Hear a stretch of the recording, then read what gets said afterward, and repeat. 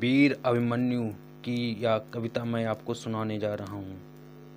जब कुरुक्षेत्र की समर भूमि में सरसैया पर भीष्म हुए, तब कुरुकलंक के नयनों के क्रोधाग्नि लगी और ग्रीष्म हुए। गुरुदेव बनेंगे सेनापति, ये चाल चली थी शकुनी ने, जिसमें फंसकर सब जूझ रहे वह जाल बुना था शकुनी ने।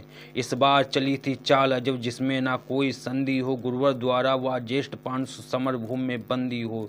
फिर पांडव सेना में गुरुवर ने ऐसा तांडव नृत्य किया, सब समर मुंड से पाट दिया, कुछ ऐसा चित्र विचित्र किया। निज सेना की यह दशा देख अर्जुन को क्रोध अपार हुआ, बज उठा कृष्ण का 5 जन्य, फिर गांडीव का टंकार हुआ।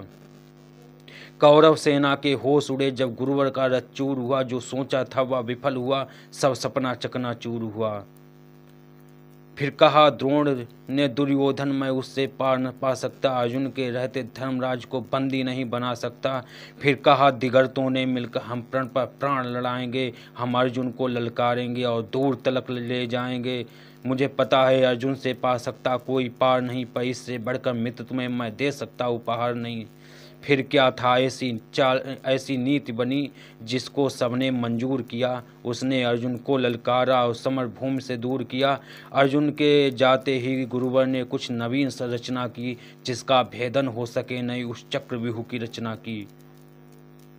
पांडव सेना भयभीत हुए, यह देख शत्रुदल सुखी हुए, जो सदा शांतचित्त रहते थे वो धर्मराज भी दुखी हुए।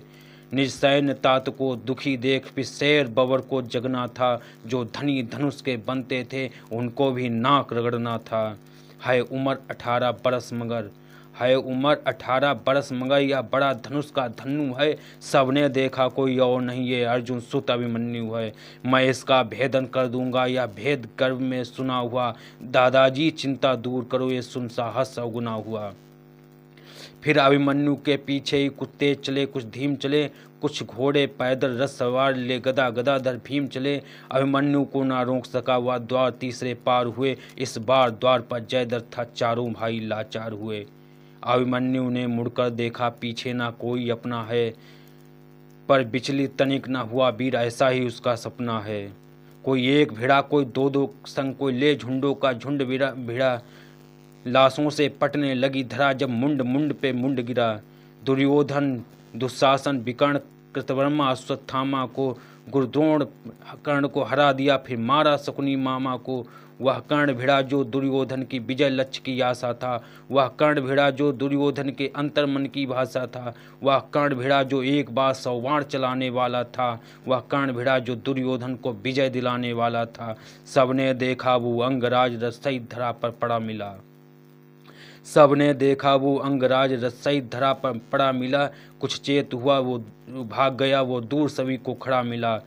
यह देख दुर्योधन हो गया कुपित, ले सबका नाम पुकारा है, सब इसे साथ मिलकर मारो, ऐसा आदेश हमारा है। एक साथ भिड़ गए सात, एक साथ भिड़ गए सात, सातों ने ऐसा काम किया, रत्तोड़ सारथी को मारा, घोड़ों का काम तमाम किया। तलवार तीर जब टूट गए तब रथ के चक्के उठा लिए, उस रथ के टूटे चक्के से कितनों के छक्के छुड़ा दिए। यह देख अधम दुर्योधन ने फिर सर पर गदा प्रहार किया, यह देख अधम दुर्योधन ने फिर सर पर गदा प्रहार किया। गिर गया धरा पर वीर, तभी पीछे से उसने वार किया। सब नियम युद्ध के टूट गए, सब नियम युद्ध के टूट गए, फिर ऐसा अत्याचार किया, फिर बारी बारी से सबने उसके सीने पर वार किया। सब मायापत की लीला है, मैं कृष्ण लिखूं घनश्याम लिखूं, कितनों को धूल चटाया है, कितने कुरुओं के नाम लिखूं, शब्दों में सह सुशीलापन, अब कविता को विश्राम लिखूं, मैं उस बालक अभिमन्यु को बस अंतिम बार प्रणाम लिखूं।